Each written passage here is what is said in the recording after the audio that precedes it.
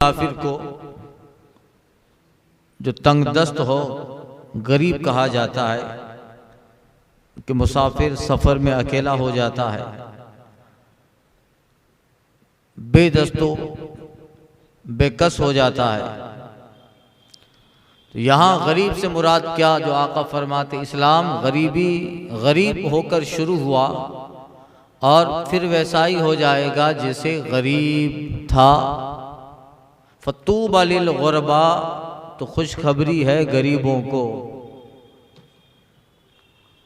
यहाँ मुराद ये है कि पहले इस्लाम कुछ लोगों ने कबूल किया, थोड़े लोगों ने कबूल किया। कमी के माने में भी गरीबी है, बेकसी के माने में भी गरीबी है। पहले थोड़े लोगों ने इस्लाम कबूल किया, फिर जब आखिरी दौर आएगा तो इस्लाम के थोड़े लोग ही रह जाएंगे। तो तूबा लिल गुरबा, वो थोड़े लोग जो पहले थे और वो थोड़े लोग जो आखिर में होंगे, आका फरमाते उन्हें खुशखबरी है कि इस्लाम मयस्सर हुआ।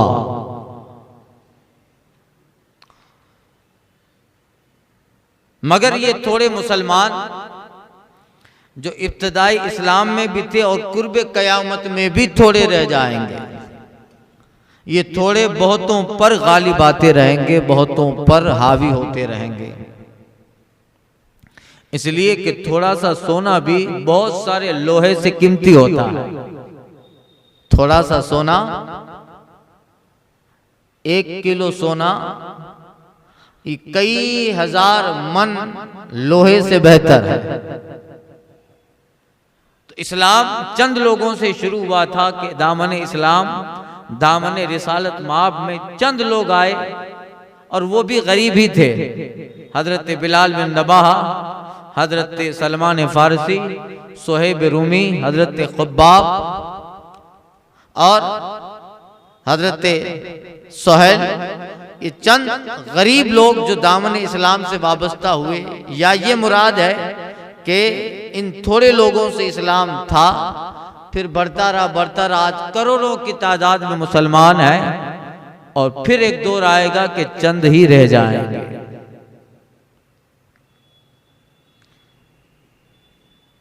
और ये भी देखा गया है, अक्सर देखा जाता है कि गरीब होता है वो इस्लाम पर कायम होता है। अक्सर मालदार भटक जाते हैं और उन्हें अपने काम काज कारोबार से फुर्सत नहीं मिलती। इस्लाम पर जो सख्ती से कायम होता है वो नॉर्मल तबके में रहने वाला गरीब मुसलमान जो नमाज का पाबंद होता है, दीन पे तसल्लुब होता है, मसलक का उसे तसल्लुब होता है और वो फराइज वाजिबात के साथ साथ दीनियात पे मुकम्मल तौर पे यकीन रखता है, अमल करता है, गरीब ही होता है। नमाज कौन पढ़ता है भाई? लारी चलाने वाला, दुकान लगाने वाला। जो खरबोपति हैं वो तो ईद की नमाज में सफेद कॉटन का कुर्ता पहन के एक मर्तबा साल में दिख जाते हैं। यही होता है। और कुछ लोग तो फिर इसीलिए भी आते हैं कि ईद के दिन मीडिया वाले होंगे तो चलो एक फोटो भी आ जाएगा, सफेद टोपी, सफेद कुर्ता कॉटन का, और फिर वो साल में एक मर्तबा दिख जाते हैं।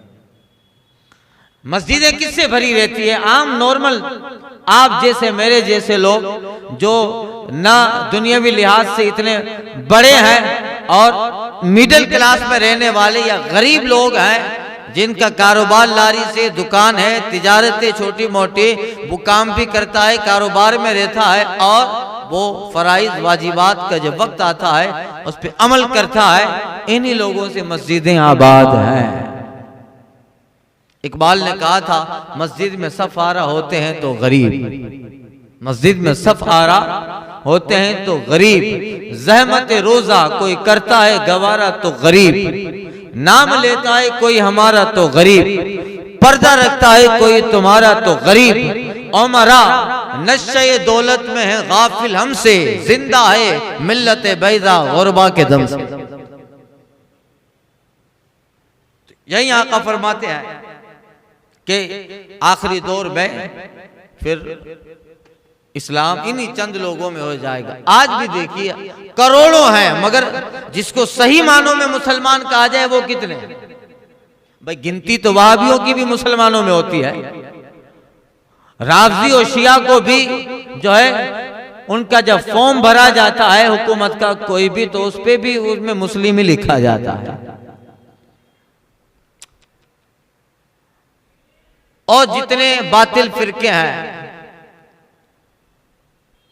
बनाम मुस्लिम है, मगर इनमें जिन्हें सही मानों में मोमिन कहा जाए और अहले सुन्नत वल जमात वो कितने? तो थोड़े हैं और कुर्बे कयामत और थोड़े हो जाएंगे जैसे शुरू हुए थे। अब कैसे? फिर वो चंद होंगे। देखिए उसकी तायीद एक दूसरी हदीस से होती है, अनहु यानी अबू हुरैरा से रिवायत, काला काला रसूलुल्लाह सल्लल्लाहु ताला अलैहि वसल्लम इन्नल ईमान ला यअरिजु इलल मदीना कमा यअरिजुल हज्जतु इला जुहरिहा। आका अलैहिस्सलातु तस्लीम फरमाते हैं यकीनन ईमान मदीने की तरफ सिमट आएगा, ईमान मदीने की तरफ सिमट आएगा जैसे सांप अपने बिल की तरफ सिमट आता है। ईमान मदीने की तरफ सिमट आएगा। क्या मतलब? मतलब यह है कि आखिरी जमाने में ऐसा होगा कि मुसलमान थोड़े होंगे और इन थोड़े मुसलमानों को दुनिया में कहीं पनाह न मिलेगी तो वो मुसलमान मदीने में पनाह लेंगे। ये बाबू सा पीछे गुजर चुका एक मर्तबा जो दर्स हुआ अलामात क़यामत का बयान, उसमें भी इस तरह की हदीस से गुजर चुकी कि आखिरी दौर में चंद मुसलमान रह जाएंगे और फिर सारी दुनिया उनके पीछे। हुजूर एक मिसाल फरमाते हैं, कमा तारिजुल हय्यतु इला उजरिहा इला जुहरिहा, जैसे सांप बिल में सिमट आता है। सांप जैसे सांप एक ऐसा जानवर है जिसे कोई पनाह नहीं देता, सांप को कोई पनाह नहीं देता। ऐसे ही आखिरी जमाने में इस्लाम को लोग सांप की तरह तकलीफ दह समझेंगे। आज समझ रहे हैं ना? और सांप जैसे दिखता है तो मारने की फिक्र होती है, वहीं इस्लाम टोपी दाढ़ी जहां दिखी तो मारने की फिक्र। 1400 साल पहले गैब का पैगंबर ने आज की बशारतें दे दी हैं।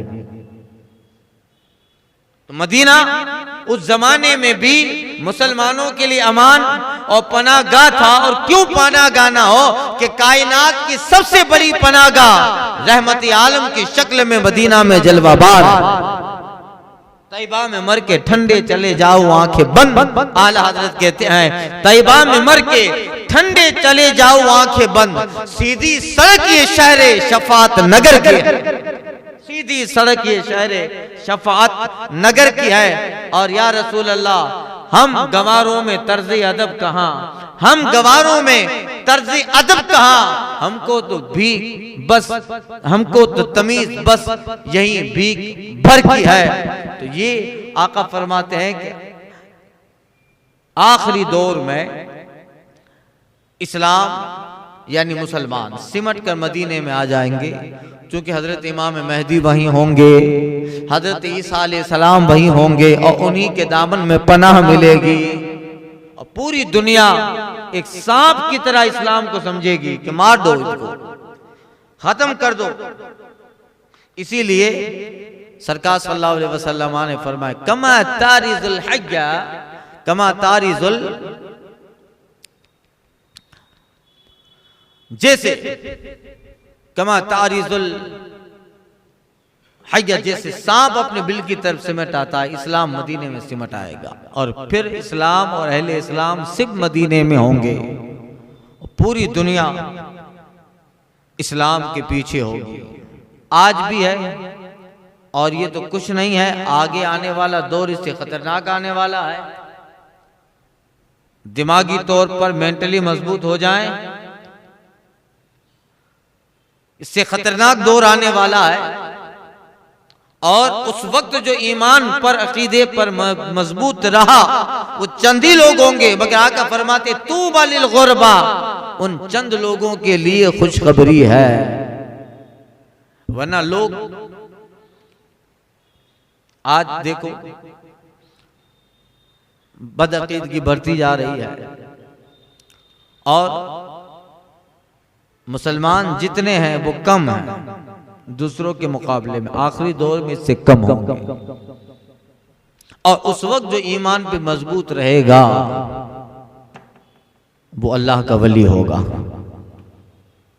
जहां बदअमली भी इतनी होगी, हदीस पाक में आया, मिशकात की हदीस है बाबुस्सआ में, कि गुनाह तो इस कदर खतरनाक आम हो जाएंगे कि सड़कों पर और बाजारों में जैसे आजकल कुत्ते जानवर गधा गधी जुफ्ती करते हैं, सड़क पर मिलते हैं, इसी तरह मर्द औरत का सरे बाजार इख्तिलात होगा। ये बदअमलियां होगी, ये बदकिरदारियां होगी। और फिर अकायद के मामले में कि आदमी इस कदर जो है मुआशरे में बदअकीदे और मुशरिकीन के साथ गहरा होगा। आका फरमाते युस्बिह मोमिनन व युमसी काफिरा, सुबह तो मोमिन होगा मगर शाम होगी तो बंदा काफिर हो जाएगा। अल्लाह, तो ये अकीदे को महफूज रखना बड़ा मुश्किल होगा। तो इस दौर में अगर जिसने अपने आप को बचाया वो अल्लाह का वली है। आज के दौर में अगर कोई 5 वक्ता नमाज का पाबंद हो, हराम से बचता रहे, हलाल खाते रहे, वो दौर ताबईन का था, साहबा का था कि जहां अकीदा ईमान इस्लाम इस कदर मजबूत था कि एक अमल और जो है नेकियों का ऐसा जबरदस्त दौर था कि जहां जाओ वहां आदमी 1-1 साल का मस्जिद में एहतिकाफ करता था। उस एतबार से कि दौर ऐसा है। फिर दौर रसूल पाक सल्लल्लाहु अलैहि वसल्लम के दौर रिसालत से दूर, दौर सहाबा से दूर आते गए, इतना दूर आई जितना जमाना उस जमाने से दूर होता गया, बदअमलियां और बदअकीदियां बढ़ती गई। जिस कदर जमाना रिसालत तो जमाना सहाबा से करीब था, माहौल अच्छा था, दूर होता गया।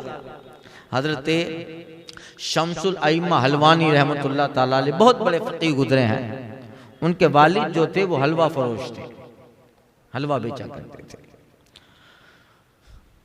गालिबन इराक ईरान में उनके सामने मदरसा था। जो हजरत शमसुल अइम्मा, उनके वालिद कोई आलिम नहीं थे, इतने बड़े पढ़े लिखे नहीं थे, मोमिन थे, नमाज रोज़ा हज इन सब चीज़ों को इबादत को बजा लाते और अपना काम अपनी तिजारत। उलमाए किराम जो होते थे वो जब उनके दुकान के करीब से गुजरते तो उन्हें वो कहते थे आप रसूलुल्लाह के नाइबीन हो, आप आका अलैहिस्सलातु तस्लीम की नियाबत अंजाम दे रहे हो, आप दीन का, मजहब इस्लाम का, शरीयत मुत्तहरा का काम करते हैं, लिहाजा आपकी ताज़ीम और रसूलुल्लाह सल्लल्लाहु अलैहि वसल्लम की ताज़ीम है, तो मुझसे कुछ तो नहीं हो सकता मगर आप तशरीफ रखिए। वो दुकान से उन उलमाए किराम को हलवा खिलाते हैं, इज्जत करते हैं कि नाइबीन हैं आप। तो अल्लाह को उनकी अदा पसंद आई। ये तो आलिम ना हुए, ये तो कोई बड़े ना हुए, मगर उन्होंने अहले इल्म की इज्जत की तो इनके बेटे को अल्लाह ताला ने शमसुल अइम्मा बना दिया। उस जमाने के जितने उलमा थे उन सारे उलमा में अगर कोई सूरज की हैसियत रखता है तो इनके बेटे हजरत शमसुल अइम्मा हलवानी थे। तो हजरत शमसुल अइम्मा हलवानी रहमतुल्लाह ताला अलैह, उनके वालिद क्या थे? हलवा फरोश थे, मगर अल्लाह ने उनकी खिदमत, उन्होंने अहले इल्म की खिदमत की तो उनके बेटे को उस जमाने का सबसे जबरदस्त तालीम बना दिया। तो ये जो थे ये हलवा बेचते थे और आज जो हलवा बेचा है उसको 1 रुपये में दे रहे हैं। दिना चलता होगा उस जमाने में, 1 रुपये में दे रहे हैं, ताज़ा है। और यही हलवा कल बेचेंगे तो 2 रुपये में बेचेंगे। अरे कल आज ताज़ा था तो आज 2 में बेचना चाहिए था, और कल एक दिन गुजर गया तो हलवा बासी हो गया ना भाई। तो कल 1 रुपये में बेचना चाहिए था, मगर ताजा 1 रुपये में बेचते थे, वो बासी हो जाता था 2 रुपये में बेचते। क्या ये कैसा? पूछा गया तो कितना मोहब्बत भरा जवाब देते, कहते कि कल का जो दिन था वो दिन 1 दिन रसूलुल्लाह के जमाने से करीब था। कल का जो दिन था वो 1 दिन जमानाए रसूलुल्लाह से करीब था, तो निस्बते रसूल की बुनियाद पर मैंने 1 रुपये में बेचा। आज का दिन है वो रसूलुल्लाह के जमाने से 1 दिन दूर हो गया तो कीमत बढ़ा रहा।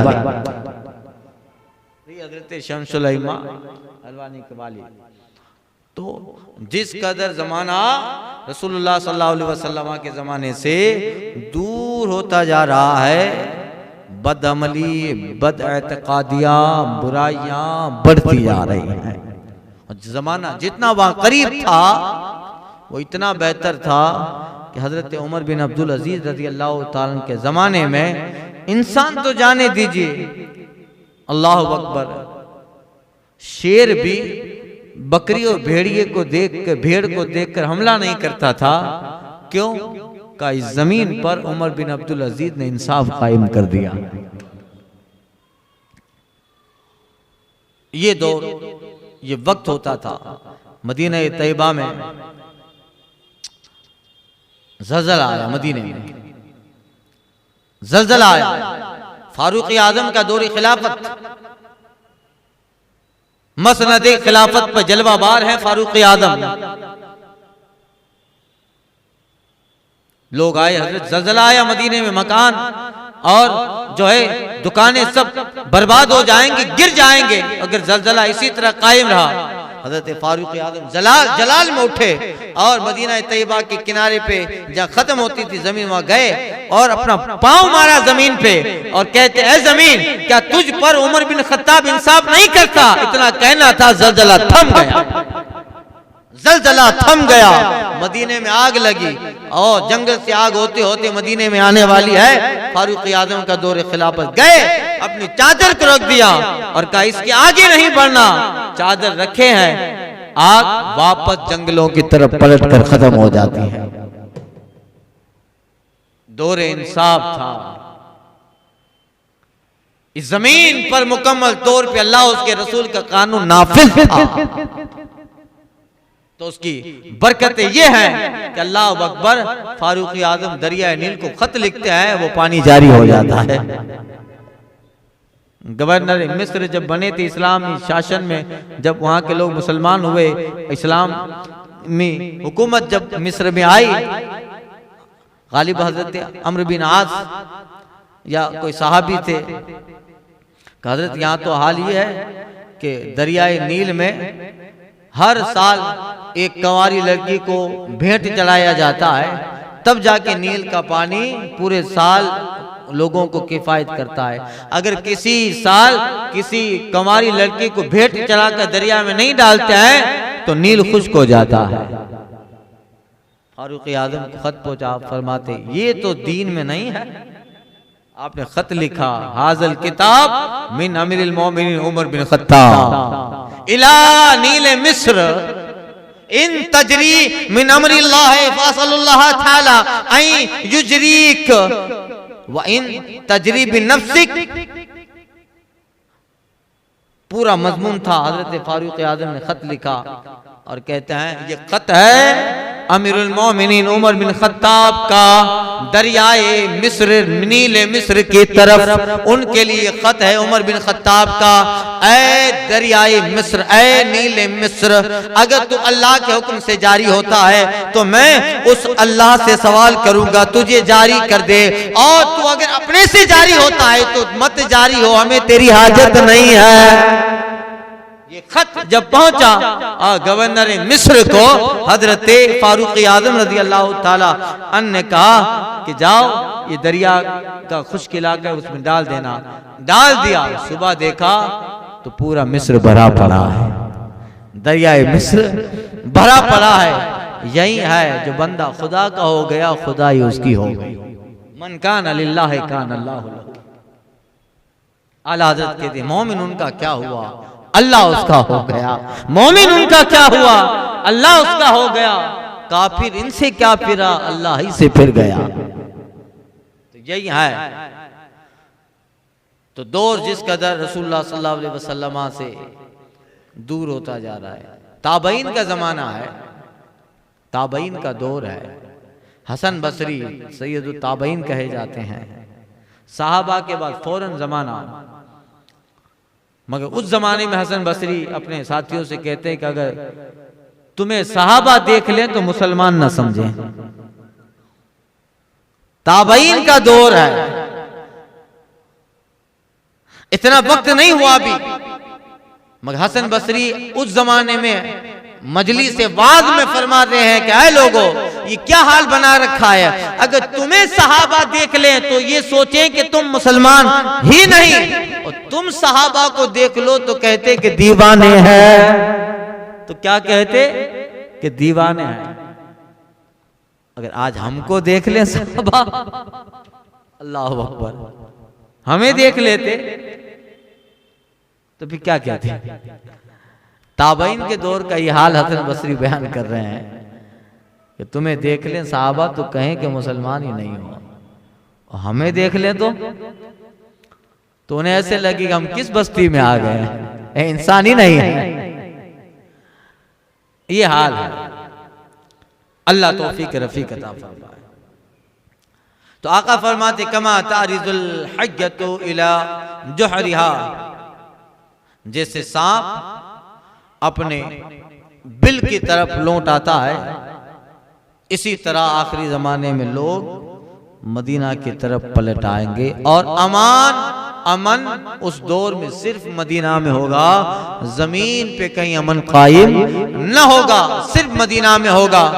और इसलिए कि सारी जमीन पे दज्जाल चक्कर लगाएगा, सिर्फ मदीना है कि उस मदीने में दज्जाल जा नहीं पाएगा। वहां महबूब रब्बुल आलमीन आराम फरमा है, वहां कायनात के मरकज़ अक़ीदत जलवा बार है, वो अल्लाह का नाइब आदम रसूलुल्लाह सल्लल्लाहु अलैहि वसल्लम खातमुन नबिय्यीन जलवा बार है। सारी रूए जमीन पे दज्जाल चक्कर लगाएगा, और जब मदीना में दाखिल होगा, मदीना के गेट पर फरिश्ते खड़े होंगे, धक्का देकर निकालेंगे। उस जमीन पर क़यामत के करीब सारी जमीन, रूए जमीन पर कोई अमन और पनाहगाह होगी, तो वो सिर्फ और सिर्फ रसूलुल्लाह का मदीना तैयबा होगा। वो मदीना है। अल्लाह अल्लाह आला हज़रत कहते हाँ हाँ रहे मदीना है गाफिल, जरा तू जाग ओ पांव रखने वाले, ये जा चश्मो सर की है, ये जा चश्मो सर की है। और कहते हाय महरूमी किस्मत के अब के बरस भी रह गया मैं रह रवे ज़व्वारे मदीना होकर। शहरे मदीना वो बाग है कि बुलबुल सिदरा बरसों चेके हैं, जहां बुलबुल शैदा होकर गुजरे जिस राह से वो सैयद वाला होकर, रह गई सारी जमी अंबरी सारा होकर। आगे इसी तरह की हदीस आ रही है, इसका एक मजमून पहले गुजर चुका। हजरत जाबिर की हदीस आई थी, फरिश्ते आए थे हजरत जिब्रील और मिकाइल, और कहा था इन्हें जगाऊं, तो हजरत जिब्रील कहते नहीं ऐसे ही बोलो, जगाने की जरूरत नहीं है, इसलिए कि इनकी आंखें सोती हैं, दिल बेदार है। फिर वो हदीस बयान की कि आका अलैहिस्सलातु तस्लीम की शान कि एक दावत देने वाले ने दावत दी, अपने दाई को भेजा, बुलाने वाला भेजा, जिसने उसकी दावत कबूल की वो घर में आएगा, दस्तरखान पे खाना खाएगा। ये हदीस आई, उसी का एक मजमून यहाँ आ रहा है कि अल्लाह तबारक व तआला वो सैयद यानी मालिक है, और उसने दाई की हैसियत से रसूलुल्लाह सल्लल्लाहु अलैहि वसल्लम को भेजा, और घर यानी जन्नत है, जिसने उसको कबूल किया वो उस बुलाने वाले की दावत पे लब्बैक का उस घर यानी जन्नत में जाके रब के दस्तरखान पर मेहमान बनेगा। नुज़ूलन मिन गफूरिर रहीम। वो हदीस लंबी है, इंशाअल्लाह आइंदा के दर्स में अर्ज़ करता हूँ। अल फातिहा।